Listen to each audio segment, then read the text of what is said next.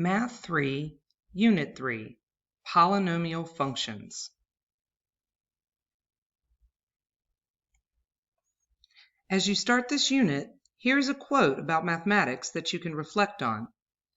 If math is such an important subject, and it is, why teach it in a way that is dependent on a child's weakest mental ability, memory, rather than her strongest mental ability, imagination?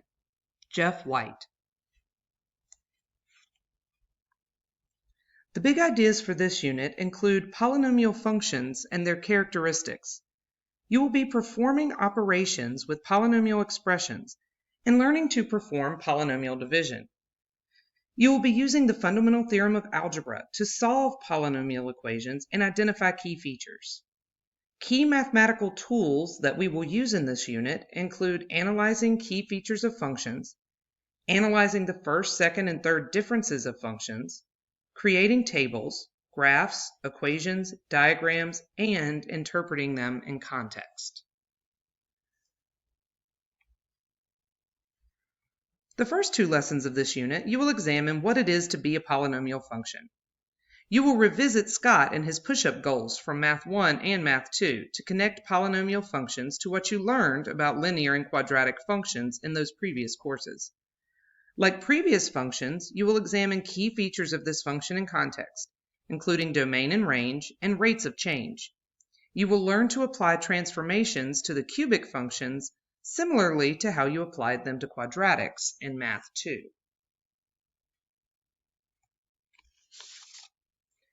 The next lesson will explore how to divide polynomials. You will connect polynomial division to long division that you learned in the 4th grade when dealing with numbers. You will learn how to perform the long division and write your answers as multiplication statements, as well as fraction remainders. The next lesson introduces the fundamental theorem of algebra. You will use the fundamental theorem to find all the roots of a polynomial function, including real and imaginary roots. You will use given roots to help you write the equation for a function. The unit wraps up with graphing different polynomial functions. You will use key features such as x-intercepts, y-intercepts, end behavior, and relative minimum and maximums to analyze the graphs for these functions.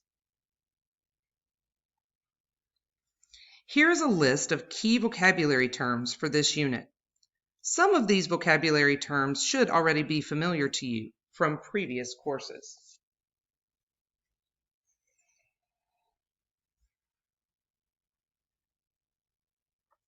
Here are some key skills needed to be successful with the content of this unit.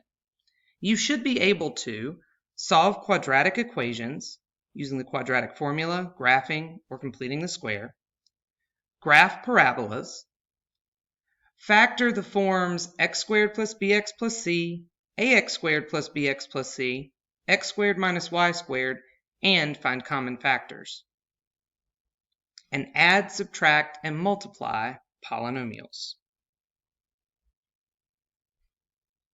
In addition to your teacher and school-based resources, there are several additional resources available. The Ready, Set, Go homework help videos are housed in the Canvas site for your class. You can access these in Canvas using your student login. If you do not know how to log into Canvas, ask your teacher for help. The K-12 Math Resources website, which can be found on your school's website, includes additional support items such as unit and lesson overviews, videos overviewing the tasks, essential vocabulary, the North Carolina standards for each unit, learning targets for each lesson, and extra practice problems.